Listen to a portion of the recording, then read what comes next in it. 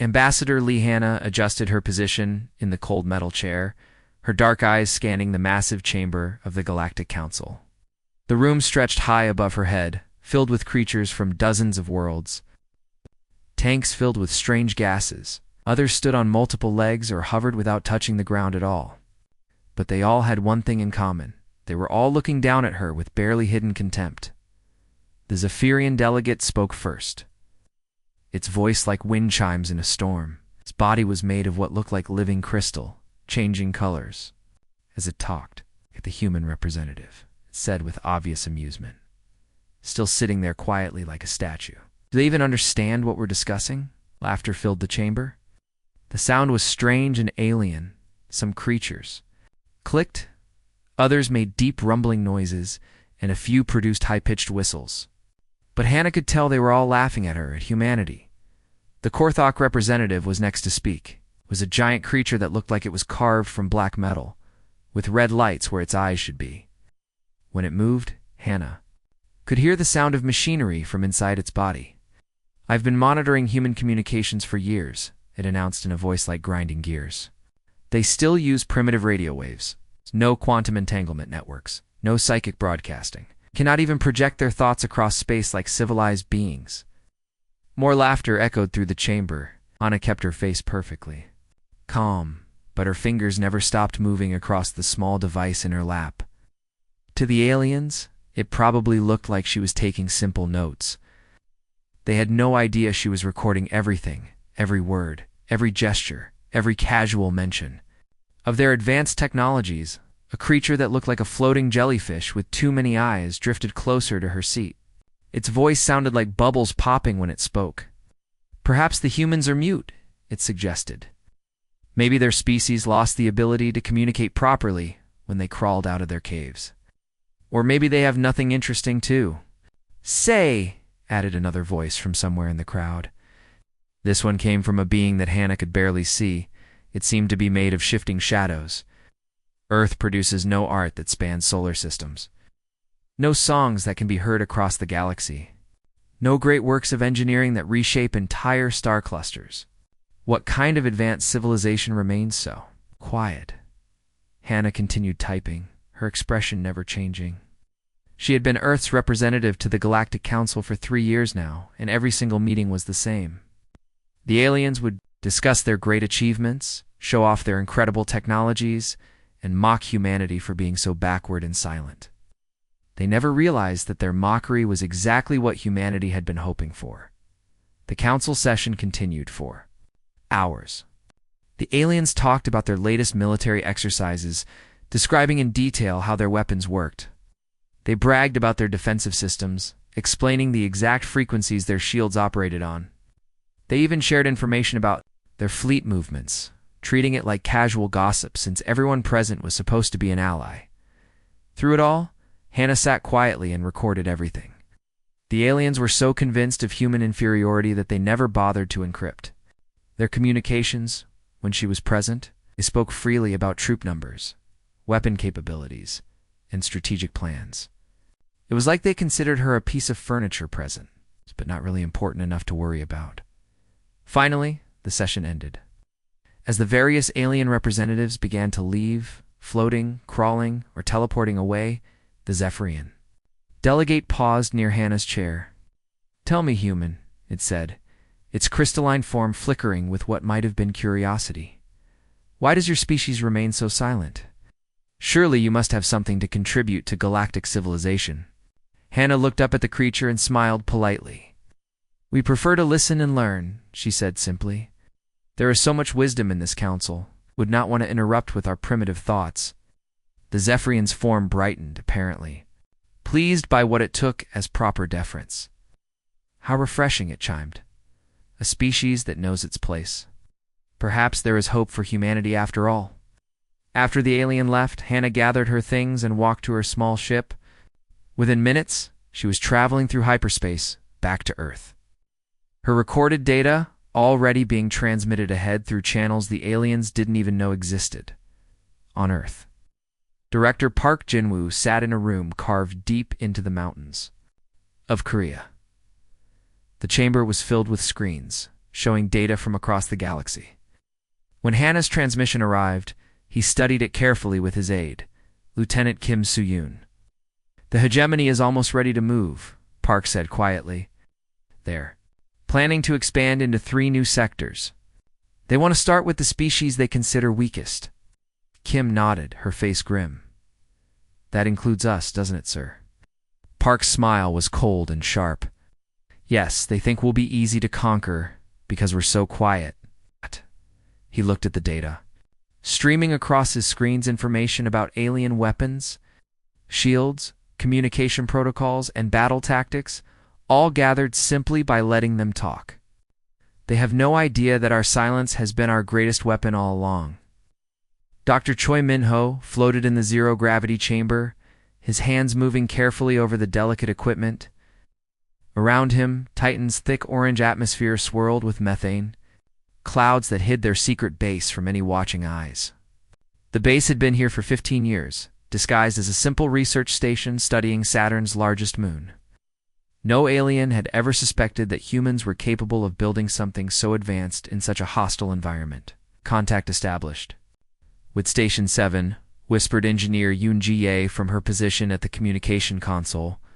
Her voice was barely audible, even in the quiet chamber.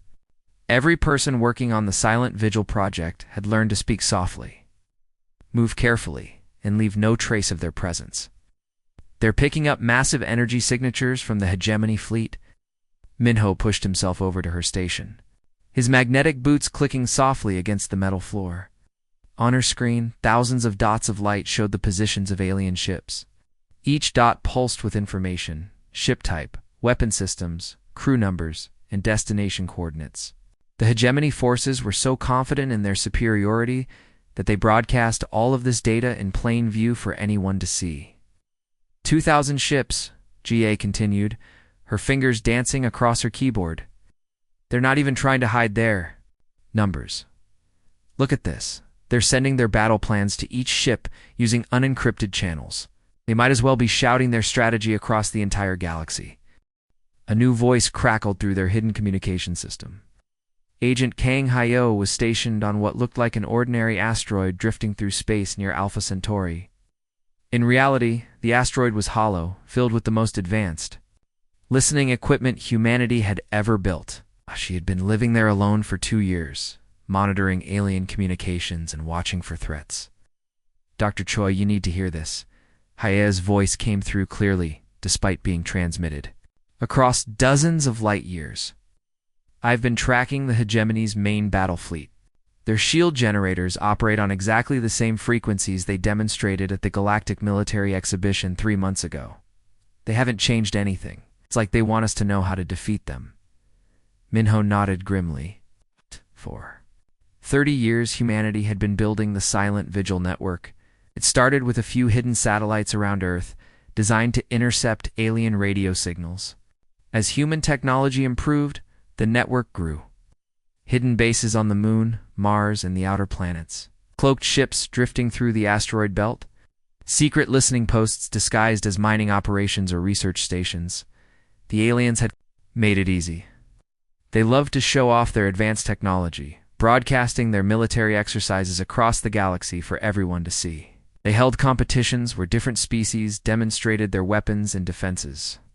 They shared technical specifications as signs of friendship and trust. They never imagined that the quiet humans were recording everything, studying every detail, and slowly building a complete picture of galactic military capabilities. "Station 12 is reporting in," announced another technician from across the chamber. Station 12 was hidden in the Kuiper Belt, so far from Earth that it took light hours to reach it. "The Vorthan Empire is moving 3 battle groups toward the Outer Rim. They're using the same formation patterns they showed off at the Unity Day celebration." Minho pulled up a holographic display showing the entire galaxy. Thousands of tiny lights represented human listening posts, each one invisible to alien sensors. Red markers showed alien fleet movements, all tracked in real time through their own communications. It was like watching a chess game, where the opponents announced their every move out loud. In the depths of space, Captain Oh Sunhwa's ship drifted silently between 2 massive hegemony destroyers. His vessel was no larger than a shuttle, its hull coated with materials that made it invisible to most sensors. He had been following the alien fleet for weeks, close enough to count the rivets on their ships, but never close enough to be detected. "This is unbelievable," he whispered into his communication device. "They're not posting any scouts, no perimeter guards, no sensor sweeps. They're flying through space like they're on a parade ground. I could attach a tracking device to their command ship, and they'd never notice." Sun Wu's job was one of the most dangerous in the Silent Vigil project. He piloted a stealth reconnaissance ship that could slip between alien formations undetected. For 5 years, he had been gathering intelligence on alien military movements, weapon capabilities, and tactical procedures. The aliens made his job almost too easy. They flew in perfect formations, used predictable communication protocols, and followed standard procedures that they had demonstrated publicly dozens of times. "Captain O," came Minho's voice through the secure channel. "What's your assessment of their readiness?" Sun Wu looked at his instruments, watching the massive alien ships moving through space like sleeping giants. "Sir, they're not ready for a real fight. They're ready for target practice. Expect every enemy to fight like they do. Lots of noise, lots of showing off, lots of warning before they attack. They have no idea how to fight someone who stays quiet and strikes from the shadows." Back on Titan, Minho studied the incoming data with growing satisfaction. Every alien species in the galaxy had spent centuries perfecting the art of intimidation through display. They built massive ships to inspire fear. They broadcast their strength to show their power. They demonstrated their weapons to prove their superiority. But humanity had learned a different lesson from their history. Sometimes the most effective strategy was to stay quiet, watch carefully, and strike when the enemy least expected it. Admiral No Youngji stood perfectly still on the bridge of Command Station Alpha, her hands clasped behind her back as she watched the massive display screen in front of her.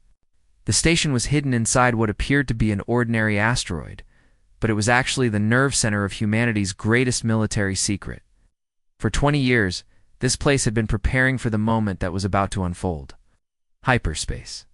"Distortion detected," announced Lieutenant Park Min-soo from his sensor station. "Multiple contacts, very large signatures." On the screen, space itself began to ripple and tear. Bright flashes of light marked the arrival of the hegemony fleet, as they dropped out of hyperspace at the exact coordinates where Earth's solar system should have been. But instead of finding a blue planet orbiting a yellow star, they found nothing but empty black space. The hegemony ships were massive, each one the size of a small city. Their hulls gleamed with polished metal and energy shields that sparkled like diamonds. 2,000 ships arranged in perfect formation, their weapons already charging for what they expected to be a quick and easy conquest. The alien commanders had come here expecting to find a primitive world defended by a few crude spacecraft. Admiral whispered Communications Officer Kim Gi-won, "They're scanning for the planet. They seem confused." No allowed herself a small smile. Earth was still there, of course, but it was hidden behind a massive cloaking field that made it invisible to alien sensors. More importantly, it was protected by something the hegemony had never imagined possible. "Ghost Fleet," she said. Calmly into her communication device, commence revelation. Across the entire solar system, the darkness began to move. What the aliens had mistaken for empty space suddenly came alive with thousands of points of light. Asteroid bases that had been drifting silently for decades shed their camouflage, revealing bristling weapon arrays and shield generators. Moons that had appeared to be simple rocks split open to reveal massive gun batteries. Space stations that had been invisible to all sensors materialized from nothing, their hulls gleaming with advanced armor plating. The hegemony fleet found themselves surrounded by a constellation of human military installations. Every asteroid, every moon, every piece of space debris in the solar system had been converted into a weapons platform. Humanity had not built a few ships to defend their homeworld. Guess, they had turned their entire star system into one enormous fortress. Commander Seo Daeon piloted his strike cruiser out from behind Jupiter, where it had been hiding in the planet's massive radiation field. His ship was sleek and dark, designed for stealth rather than intimidation. Behind him came 50 more vessels, each one emerging from hiding places throughout the outer system. All units target their command frequencies. Dayon ordered his squadron. We know exactly which channels they use for fleet coordination. The human ships opened fire first, but their weapons were unlike anything the galaxy had ever seen. Instead of the bright energy beams and explosive missiles that most species used, humanity's weapons were designed to be invisible and silent. Quantum disruption beams that could tear apart alien shields, gravitic torpedoes that twisted space itself, neural disruptors that could shut down alien computer systems without leaving any trace. The hegemony fleet tried to respond, but their weapons were calibrated for fighting enemies who fought like they did, with lots of noise and bright displays of power. Human ships were designed to be nearly invisible, their hulls absorbing sensor beams and deflecting targeting systems. When the aliens fired their massive energy cannons, the human vessels simply weren't there anymore. It's a direct hit on their flagship, reported Weapons Officer Lee Yemen, their command structures collapsing. The alien ships began to fall one by one, their hulls cracking under the assault from weapons they couldn't see coming. Explosions bloomed silently in the vacuum of space as hegemony vessels lost power and drifted helplessly. The aliens had expected to face primitive human technology, but instead they were being destroyed by weapons more advanced than anything in their own arsenal. Captain Bei Suyang monitored the alien communications from her position aboard the intelligence vessel Hidden Whisper. Her team had been intercepting hegemony transmissions for years, learning their language, their codes, and their procedures. Now they listened as panic spread through the alien fleet. "They're calling for help," she reported to Admiral No, sending distress signals to their home territories. "They're asking for immediate reinforcements." "Should we jam their communications?" asked another officer. Admiral No shook her head slowly. "No. Let them scream. Let them tell the entire galaxy what happened here today." The battle lasted only 3 hours. When it was over, the One's mighty hegemony fleet was nothing but drifting wreckage and escape pods. The few surviving aliens huddled in their damaged ships, sending desperate messages back to their homeworld. They had come to conquer what they thought was a defenseless planet. But instead they had discovered that humanity had been preparing for this moment for decades. As the last hegemony ship surrendered, Admiral No looked out at the debris field. That had once been an invasion fleet. The galaxy had always dismissed humanity as too quiet, too primitive, too peaceful to be a threat. Now they would learn that sometimes the most dangerous enemy is the one who says nothing at all. "Send a message to the Galactic Council," she ordered. "Tell them that Earth is no longer accepting visitors who come uninvited." The message traveled faster than light across the galaxy, jumping from one communication relay to another until it reached every corner of known space. In the great crystal spires of the Zephyrian homeworld, the news arrived like a thunderclap. The hegemony fleet, 2,000 of the most advanced warships ever built, had been completely destroyed by the humans. The same humans who had sat quietly in council meetings for years, saying almost nothing while other species mocked their primitive technology. On the water world of Aquatica, the Cetacean Collective gathered in their vast underwater cities to discuss the impossible news. Their translucent bodies pulsed with bioluminescent patterns that showed their confusion and fear. How could the Silent Ones have such power? They asked each other in their complex song language. "We thought they were barely capable of space travel." The recordings of the battle spread through the galactic information networks like a plague. Every species watched in stunned silence as human ships appeared from nowhere, their weapons tearing through hegemony shields as if they were made of paper. The aliens had never seen anything like it. Human vessels moved without making a sound, struck without warning, and disappeared back into the darkness like ghosts. Colonel Lim Yeho stood on the bridge of his assault ship as it approached. The planet Kepler 44 to be one of dozens of worlds the hegemony had conquered in their expansion. The planet's surface was covered with the geometric patterns of alien cities, but now those cities were silent. The hegemony garrison had abandoned their posts when news of the fleet's destruction reached them. "Orbital defenses are still active," reported Major Song Yuna from the tactical station. "But they're using the same shield frequencies the hegemony demonstrated at the military technology fair 2 years ago." Yeho nodded grimly. Then we know exactly how to get through them. Begin the liberation sequence. The human ships moved in. Perfect coordination. Their formation based on tactical patterns they had observed during dozens of alien war games. Every movement had been practiced. Every strategy refined through years of watching how the galaxy's military forces operated. The hegemony had built their defenses to stop enemies who fought like they did with loud announcements. Obvious strategies and predictable attack patterns. But humanity fought differently. Their ships slipped through the orbital defenses like shadows, targeting the exact weak points that the aliens had revealed during their public demonstrations. Within hours, planetary shields collapsed and human ground forces were landing on the surface. The freed populations welcomed them as heroes. The Kepler colonists had been enslaved for 3 years, forced to work in the hegemony's mining operations. As they emerged from their underground prisons, they stared in amazement at the human soldiers who had come to rescue them. Dr. Han Myong worked alongside the liberation forces, her specialty in alien technology proving invaluable. She studied the hegemony control systems that had kept the population enslaved, her fingers dancing across holographic displays as she traced the quantum encryption codes. "This is almost too easy," she murmured to her assistant, Engineer Cho Yejin. "These quantum locks are based on the same mathematical principles the hegemony shared during the interspecies science exchange last year. They literally gave us the keys to unlock their own security systems." Across the galaxy, the implications of humanity's victory began to sink in.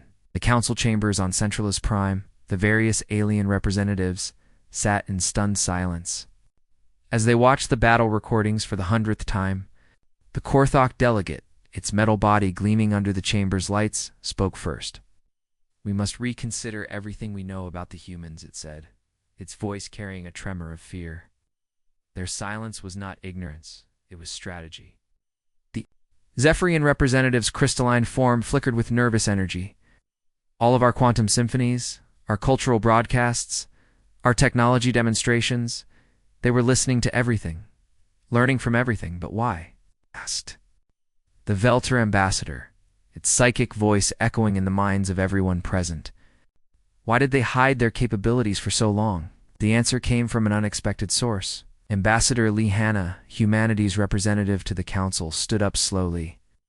She had been silent throughout the emergency session, just as she had been silent for years.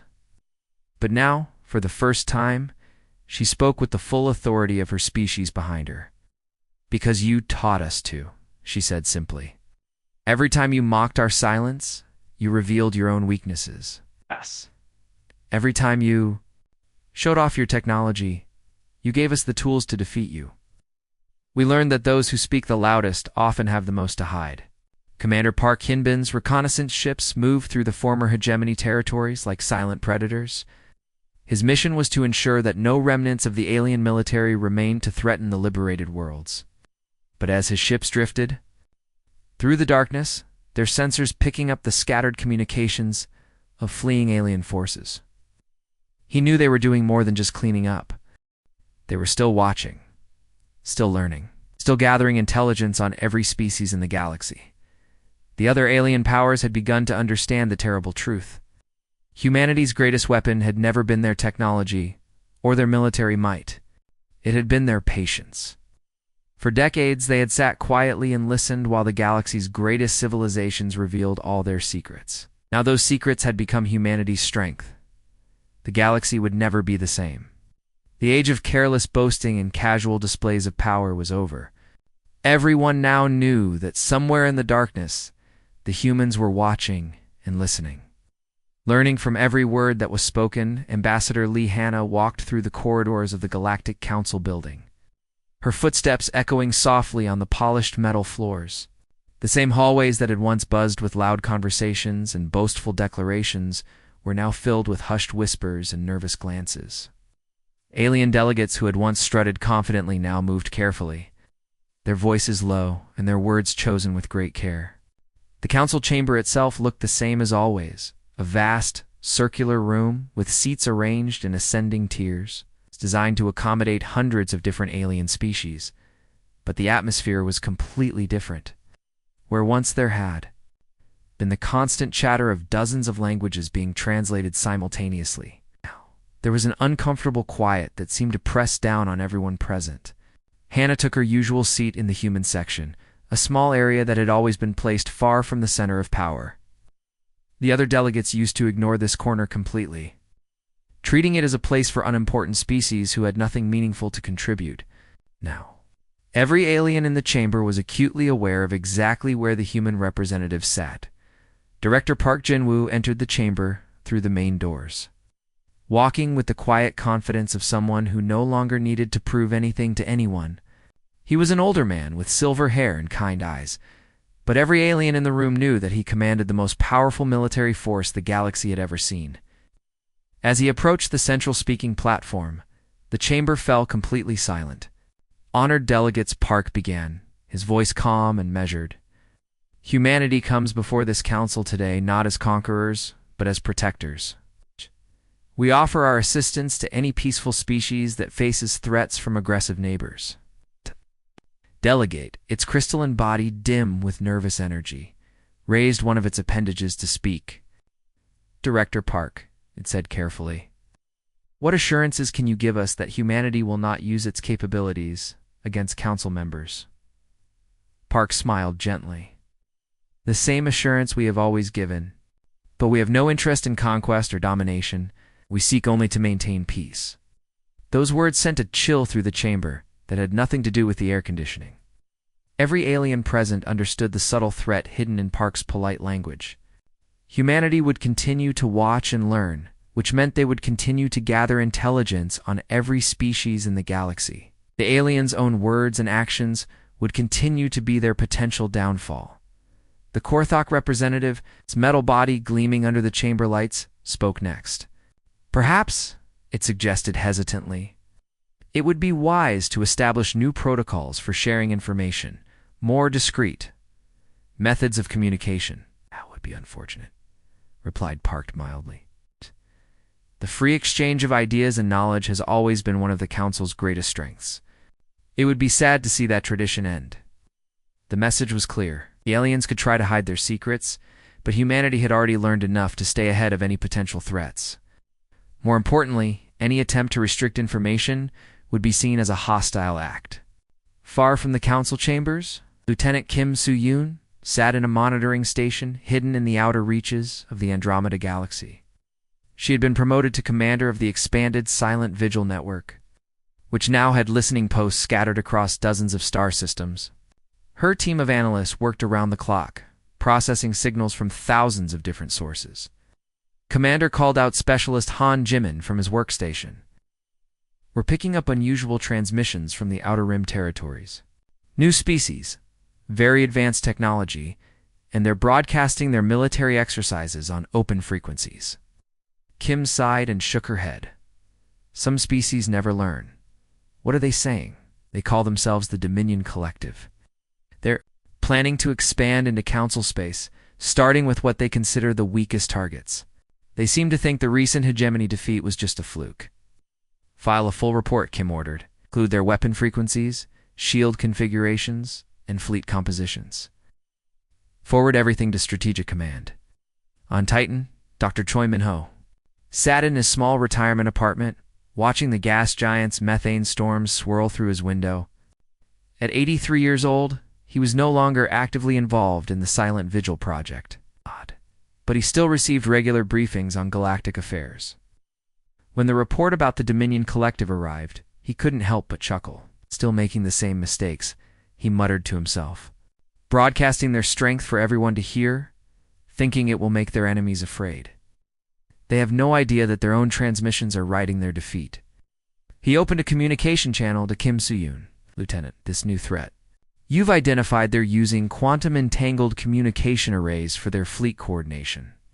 Those arrays operate on the same principles the Zephyrians demonstrated during the technology showcase 5 years ago. Understood, sir. We already have countermeasures in place. Min-ho smiled. The galaxy kept producing new threats, but they all made the same fundamental error. They believed that displaying power was the same as wielding it effectively. They'd never learned the lesson that humanity had mastered long ago. Sometimes the most effective strategy is to stay quiet and let your enemies reveal their own weaknesses. Throughout the galaxy, human ships moved silently through the darkness. They were not warships in the traditional sense, but vessels of peace and protection. Captain Osanwu, now an admiral, commanded a fleet of guardian ships that responded to distress calls from threatened worlds. His forces had prevented 3 different wars in the past year, simply by appearing at the right place at the right time. The galaxy had become a quieter place. Species that had once broadcast their every achievement now kept their most important secrets to themselves. Diplomatic conversations were more thoughtful and measured. Military exercises were conducted in private rather than as public displays, and in that new silence, something unexpected had begun to grow. Peace was spreading through the galaxy like ripples on a calm pond.